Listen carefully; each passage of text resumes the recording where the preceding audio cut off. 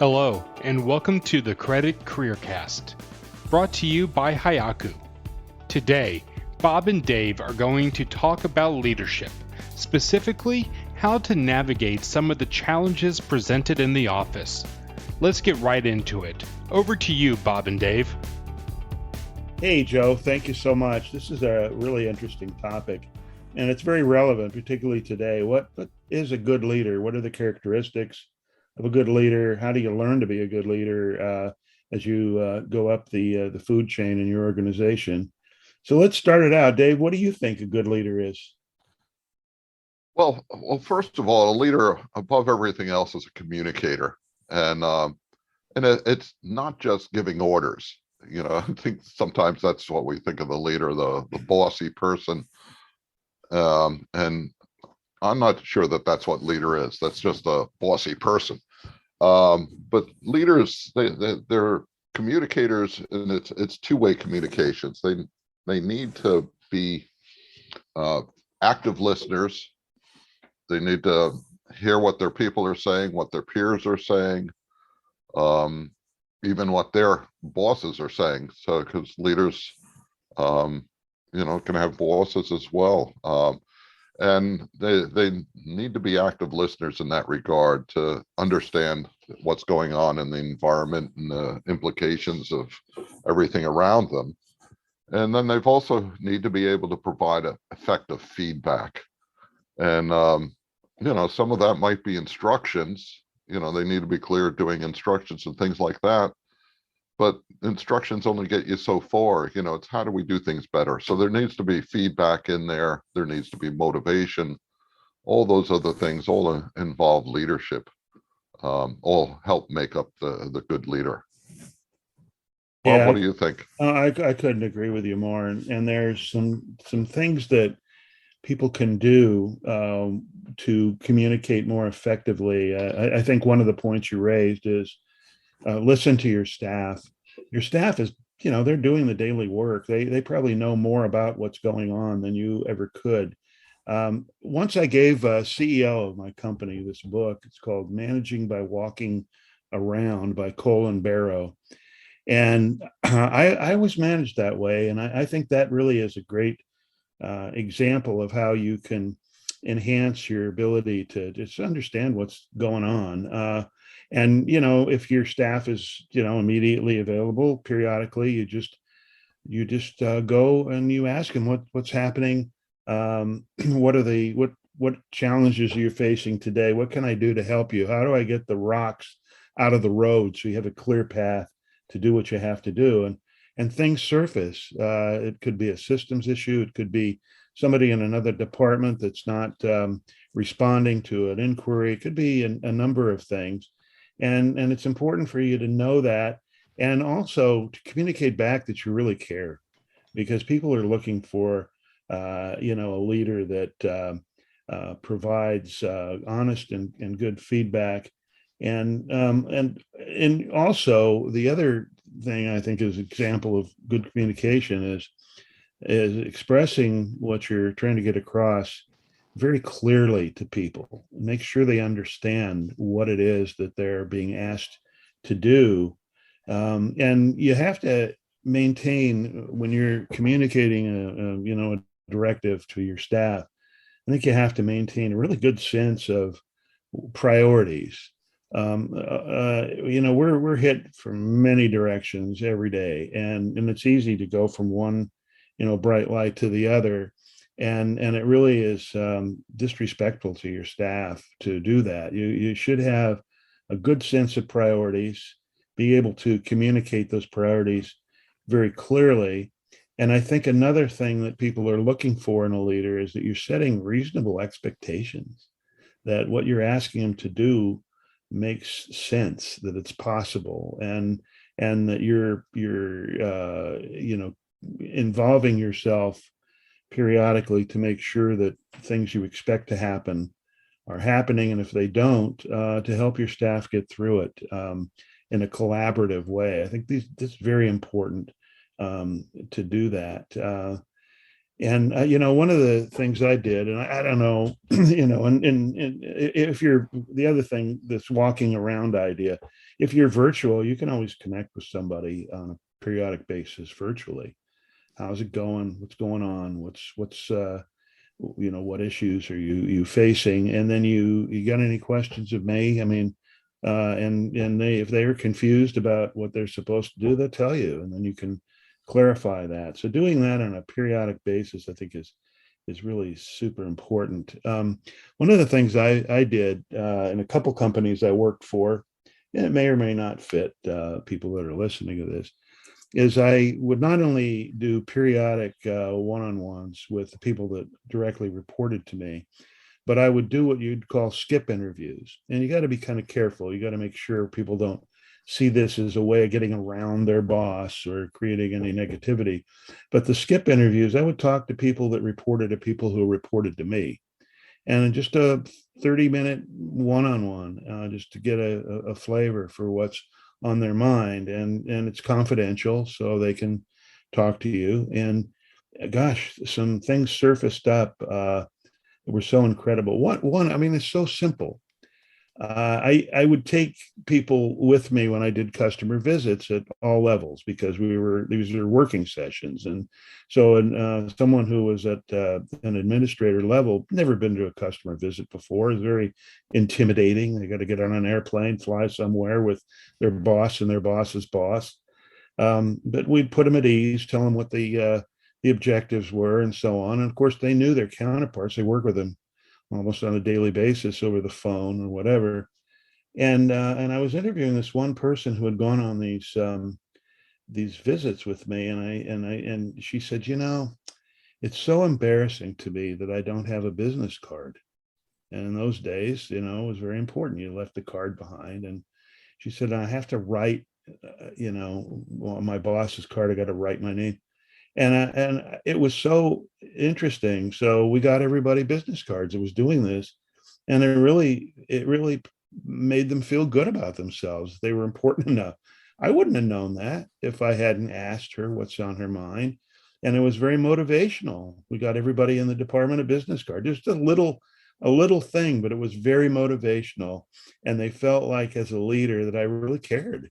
And there was a lot of loyalty that emanated from those kinds of things. So, those are the types of things you can do to really shore up your communication success and skills. Yeah, and I think that's where the leadership, the listening skills come into that, because part of that listening is being emphatic and, caring for your people. And you don't want to just pretend to be caring for them and go through the motions. You actually do have to care for them. And they're going to see the difference. If you have to be honest as a leader, always. Don't be deceptive. You have to be honest. And you know what? It may be hard for some people, but you got to be humble. You're going to find out that you're wrong sometimes, and you have to admit it and go forward. So I think humility is a really important trait in a leader. Just and to your point, Dave, just listening. What are people saying to me? And don't let my ego get in the way. You're not going to always be right.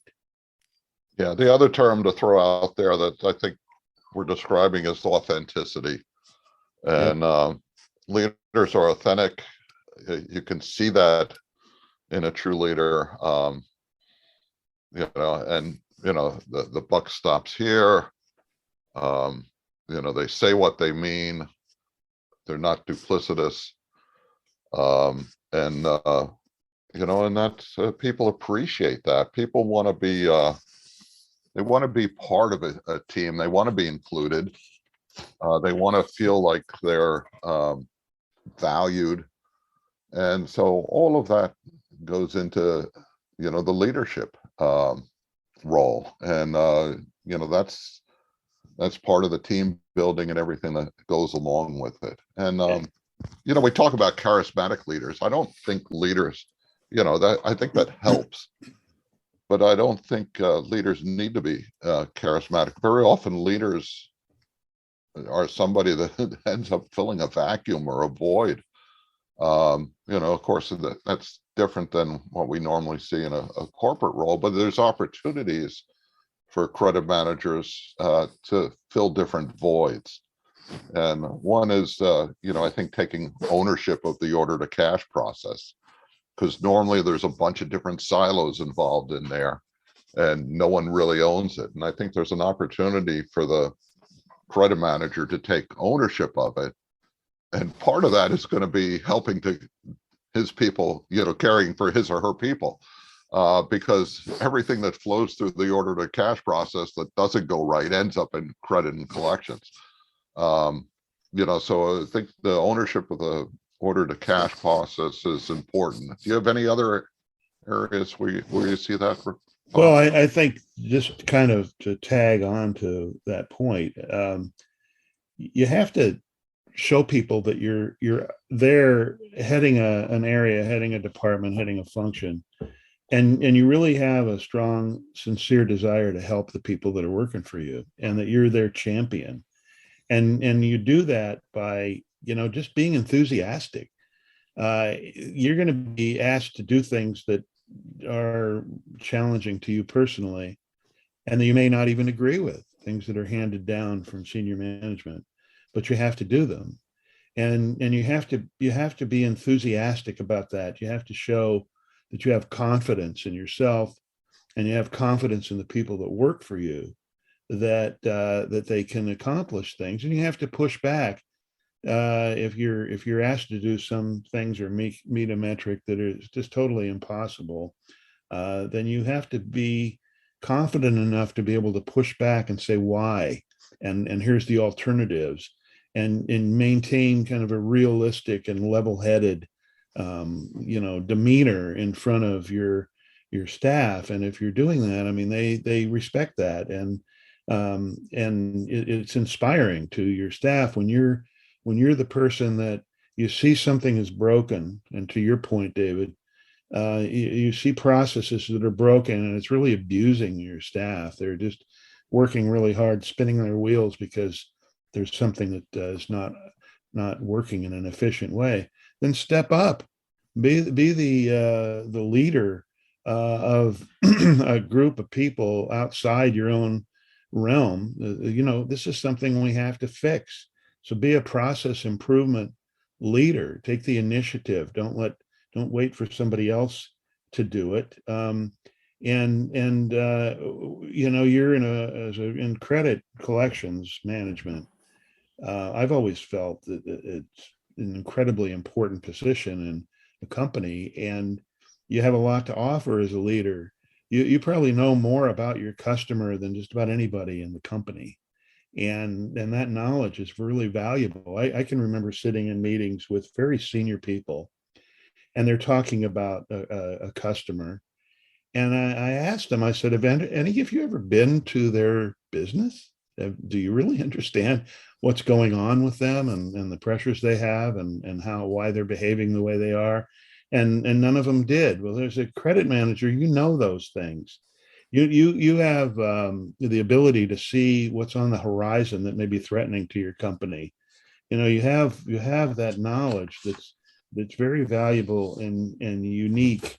And as a leader, you can leverage that. So you should be kind of getting out of your comfort zone, talking to the head of sales, talking to the head of order management, talking to your logistics people, whatever it is, and get them in a room and say, here's the problem, we have to fix it, and don't leave the room until it's fixed. And that's leadership. And your staff sees that, wow, this person is really stepping out and doing everything they can do to help me and help me meet our objectives. And sometimes, that involves being creative. So a good leader has to be creative, has to think of options. It's not always the same way we've always done things. And that involves some risks. So you have to be able to step out there in front of others and show that I'm willing to adapt. I'm willing to take some risk. The other thing I think, Dave, and I'm interested in your opinion about this, there's two ways of thinking in my view. One is you can think about things in a very tactical way. Okay, here's an issue. This is how I'm going to deal with it. But I think leaders should think more strategically. Here's an issue. Why is it an issue? How do I eliminate the issue?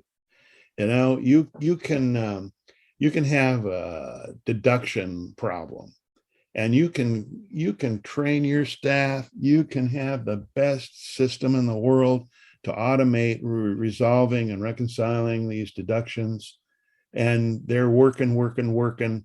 It's like the Covey has this example.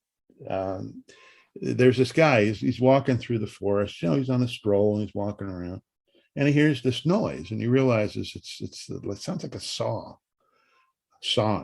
So he walks over, and there's this guy, and he's at the base of this tree, and he's got this old rusty saw, and he's just sweating and working and just red faced, and as the man observing looks, he realizes that saw is old and it's dull, and that guy's just working, but he's not making any progress. I've watched him for 5 minutes, and he hasn't done anything to help cut down that tree that he's working on.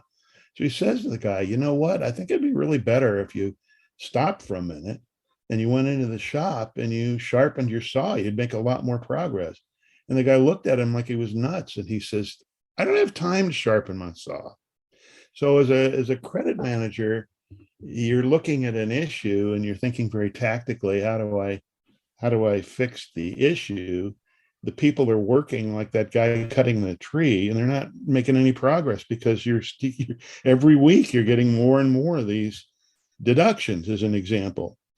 So if you think strategically, how do I eliminate the source of this work in the first place? And I think a leader thinks in a more strategic fashion.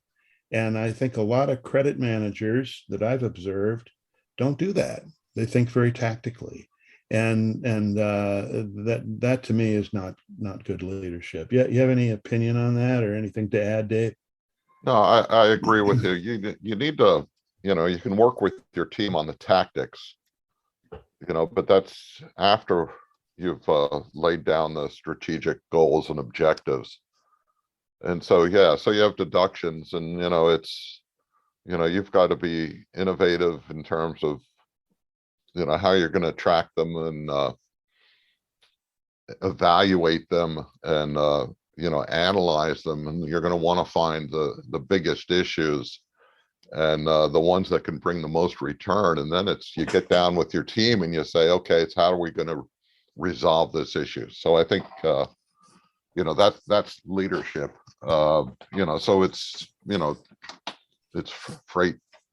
freight issues are our biggest thing. So, okay, what are we seeing back on the collection side? How are those showing up? And, and then going and talking to the logistics people and the billing people and getting everybody together to resolve that. And that's where your leadership, because you're bringing all the different people involved together into it. So that's definitely strategic. And there's a resiliency to that. You think of you've got to be able to adapt. You think of military leaders, they're always able to adapt, to adjust, to see through the fog of war. The credit department, sometimes there's a little bit of fog of war there as well. So it's, how are you able to see through that? And and in seeing through that, then identify the objectives that you need to have and to adjust those objectives as things change. I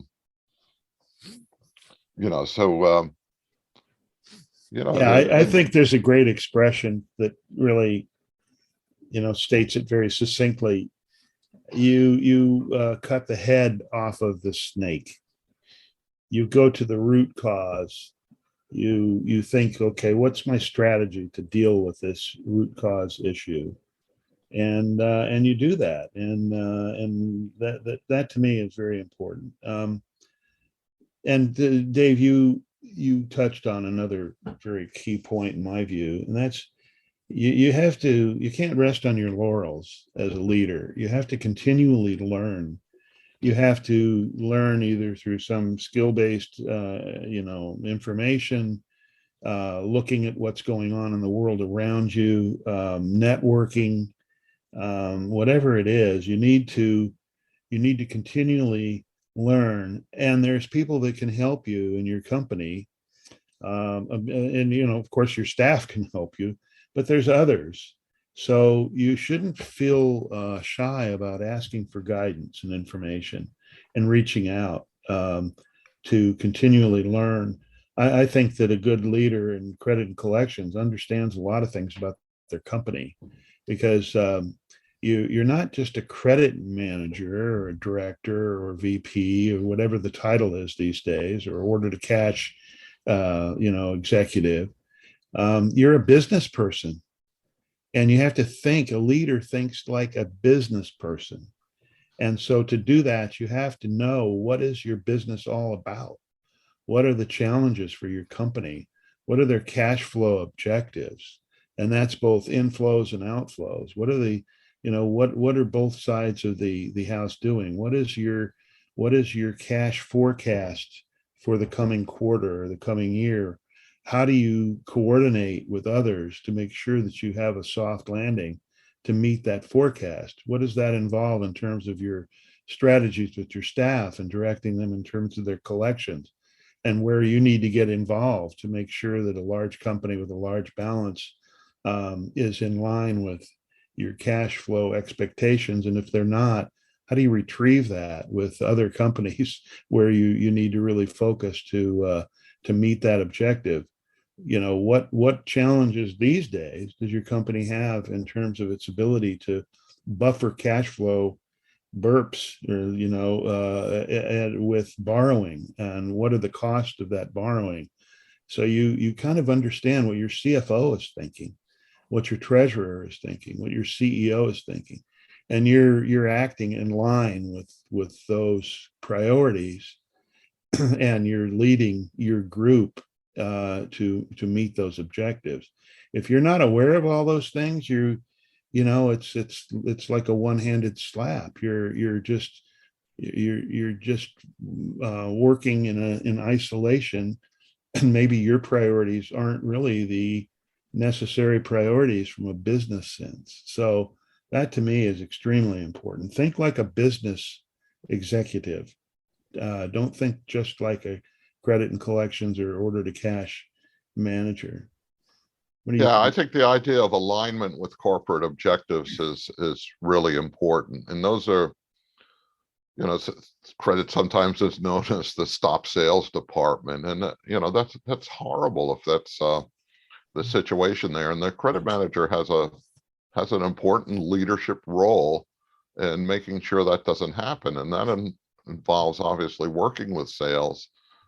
And it doesn't mean compromising, because leaders don't compromise unless it's essential, but they don't compromise principles. So you don't have to compromise your credit principles, but you need to work with sales so that they understand what those principles are, and that there's a alignment between sales and credit in terms of how we're going to extend credit to our customers, and what we're going to do if there's a problem there, if the customer doesn't meet the criteria, and what options that we can and pursue them together. Because sales hates nothing more than to be going after somebody and working hard to get an order from somebody, and then have credit say, nope, can't do it. And you've got to get into the sales cycle if you're going to be aligned with sales. You have to see who they're looking at, who they're prospecting, and that's all part of leadership. Yeah, and if you're thinking like a salesperson, and I know a lot of people, whoa, I'm a credit. Why would I want to do that? Look, you have the same goals. At the end of the day, your goals are exactly aligned. You want to generate revenue that's profitable for your company. The salesperson wants to generate revenue for a commission. They certainly don't want that commission taken back because somebody becomes a bad debt. they certainly want to have an ongoing relationship with whoever they're dealing with. So when you work with sales and you explain to them, look, we're exactly aligned. I want to generate revenue. I'm going to figure out ways to say yes as many times as I can, and I'll work with you. And you can do. There's some techniques you can use that will help them understand that you're leading this charge. You go in the field with them, go on customer visits with the sales rep. Why are you here, credit manager? Because I wanted to understand the relationship between my company and our customer. That's why I'm here. There's nothing negative. It doesn't have to be for a collections purpose. It's just an understanding. And I tell you, if you spend time traveling in a plane or a car with a sales rep for a few days, it's an education that would normally take 6 months. It's a very worthwhile experience, and it shows that you're partnering with them, that you're and that again, we talked about communication with other stakeholders is just as important as it is with your staff, and you'll be perceived as a leader, you'll be perceived as an advisor, and that's a huge home run. When a sales rep calls you and says, I'm working on a new account, I want you to come out there with me, or I want you to be on a Zoom call with me with that account. To me, that is a tremendous compliment. And it really shows that you're being perceived in the way that you should be with the kind of role you have. So I think these are really important things. Dave, I want to ask you another question, and this one is kind of near and dear to me. People in this role, they're just hit from every direction these days, and we're going into troubled waters in our economy, and it's going to be more and more stress is going to be put on this area of the company, the whole order to cash area, because there's going to be customers that were good paying customers that are under stress now. There's going to be some need for credit reviews, and there's going to be a lot of pressure from upper management and sales to meet revenue and cash flow objectives. So there's going to be a lot of pressure. What do you think are some valuable takeaways from this podcast for people who are going to experience that need to keep a level head, need to maintain that confidence and that image to their staff, to help the staff through it, as well as the management that's going to be going through this? You have any thoughts? Well, one of the things that I think you need to be doing, and to start this all off, so we see economic headwinds, and inflation's already rising. That makes the cost of money go up. There's huge amount of corporate debt out there right now. So we know that there's going to be corporations whose borrowing costs are going up, and that's going to cut into their cash flow. And they're going to be taking steps. Their balance sheets are not going to look like 2 years from now like what they look like now, because of that. And so there's obviously a need for the credit manager as a leader to say, okay, we've got to step back, we've got a changing environment, and I need to look at my portfolio in light of that changing environment. So I think that's where you start. You need to really get to not just account monitoring or portfolio monitoring. I think you need to do a absolutely in-depth portfolio analysis and to identify the different segments that are going to be at risk, to the ones that you can rely on. And then you need to convey that information, and your team should be involved in that analysis, obviously, as well. And then that information needs to be conveyed to the rest of the organization, along with your recommendations for what you're going to do to protect the receivable, which is one of your primary duties. I think that's how you start. And sort of along with that, just to give an example of the working with sales, I always found that going on the sales call, it was my opportunity to educate the sales guy about credit. And one of the benefits of going on sales calls with the customer wasn't not just what you learned with the customer, but also being able to share with the salesman and generally, after going on calls with a salesman, it was a lot easier working with them. And that's going to have to come up again now with this changing environment. You're going to need to work with sales, and you're going to need to reach some understandings with them. One thing I saw someone do once, and this is tactical, but the sales team constantly was bringing new clients in that just were unsatisfactory in this company. So the credit manager got innovative. He said, we can sell those people, but what I'm going to do is I'm going to create a segment of my receivable that's high risk, and you're going to choose which customers to put into that. And we're going to put a $500,000 cap on it, or $1 million cap, whatever. And once we hit that cap, once you you make enough sales to these different customers that we're not normally going to approve, that's it. No more sales to those customers. So you're going to control who gets sold in this high risk category. And they did that, and they monitored, and they were aggressive with the collections on those accounts.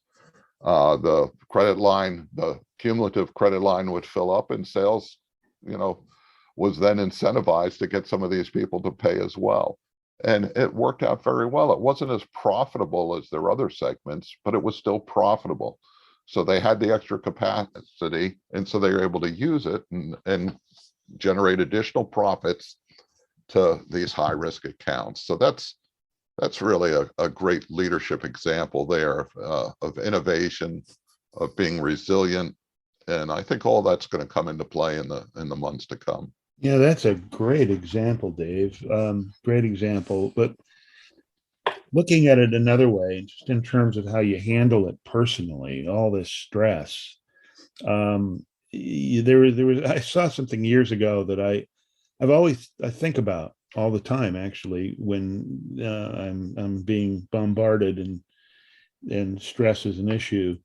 I'll paraphrase it because it's a long time ago. It was something like this. There was a video clip, and it was people in a meeting, and they're discussing and working, a group of people, and then suddenly there was this huge bang, like an explosion that really, made people jump. And they observed how long it took for the people around the table to recoup and engage again in the topic. And a good leader, it's almost immediate. No matter what comes at you, you don't let it shake you up. You just keep focused on what you have to do. And there were some people, it took them 5-10 minutes to be able to gather themselves up, and other people where it was an immediate thing. And so I think that's important. I like to look at these are old books, but to me, they're very valuable in this context. And Stephen Covey wrote The 7 Habits of Highly Effective People, and he also wrote Principle-Centered Leadership. And there's a lot in there that can be very useful to a leader on how to react and behave and then maintain your effectiveness. And one of the things he talks about, your production and your capability or your capacity. And by setting good, clear priorities, keeping your eye on the ball, you can maintain the adequate production, but you have to keep awareness of what your own capability and the real capability of your staff is. He uses an example of the fable, a goose that laid the golden egg. And, there's this farmer, and he's destitute, basically. But he has this goose, and he goes out one day, and guess what? In the nest, there's this egg, and it's pure gold. He couldn't believe it. So the next day, there's another one. And this went on and on until he became very wealthy, very full of himself, very egotistical. And he said, you know what? I want to get all the eggs right now. I don't want to wait. And he slayed the goose. He opened it up, and guess what? There's no eggs. And so the example is very relevant. The goose laying an egg a day is equivalent to, what your staff, is required to do, whatever your metrics are. We need to meet this DSO target, or cost efficiency and the collection efficiency index, whatever you're measuring. Yeah, that's the production of my my group, and they have to meet these needs. But what is their capability? I've worked in environments where we were working our staff, 50, 55 hours a week to keep up with what our production requirements were. People break. People get dissatisfied. People leave when it's an unreasonable expectation, and you're really going on beyond their physical mental capacity. So you have to, as a leader, you have to understand how to balance these things. And I'm a personal example. I went to a CFO.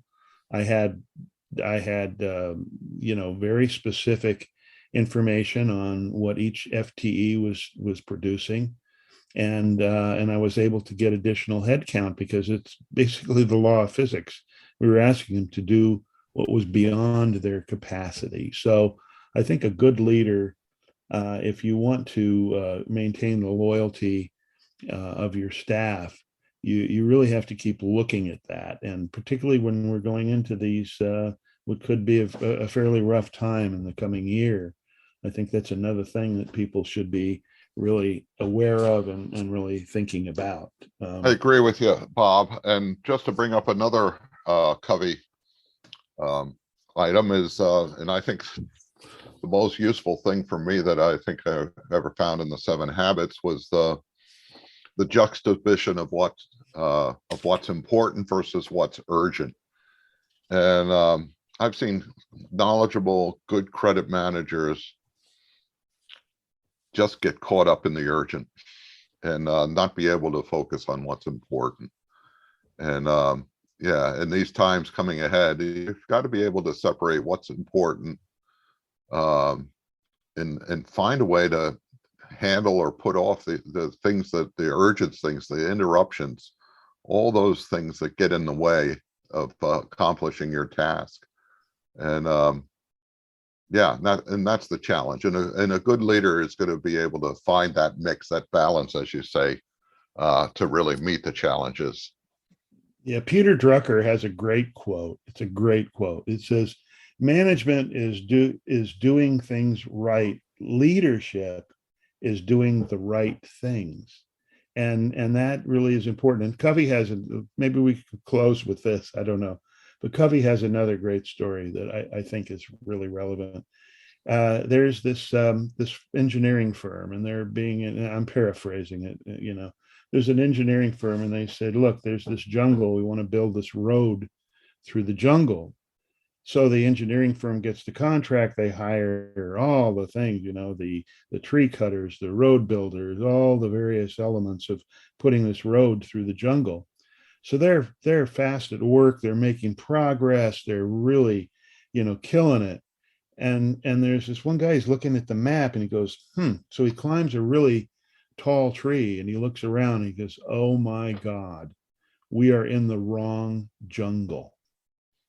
So as a leader, you need to be in the right jungle. And that's ties into what I was saying and Dave was saying before. You have to be a business person. You have to understand what your true objectives of your company are and why, and make sure that you're leading and deploying the people that work for you and your interactions with other stakeholders, so you're in the right jungle. Otherwise, that just is not good leadership, to be, out of step with what the real priorities are and the real objectives are for your company. Well, that speaks to the point, to be able to take different perspectives and look at things a different way, to see the forest for the trees, literally. Take a top-down approach, but also get down into the dirty details. Leaders need to be looking at it from a lot of different ways. Right. Be both strategic and tactical at the same time. Right. Okay, Dave, you think we've killed it? Oh, I think we could go on for another hour, but I think that's enough for now. I think so too. Hey, thank you so much. It's been a great conversation, Dave. Good talking to you, Bob. Okay, thank you. Bye-bye. Bye now. Thank you, everybody, for tuning in. If you want to learn more on the topic, check out Highako.com. That's HIGHAKO.com. We'll see you next time on the Credit Career Cast.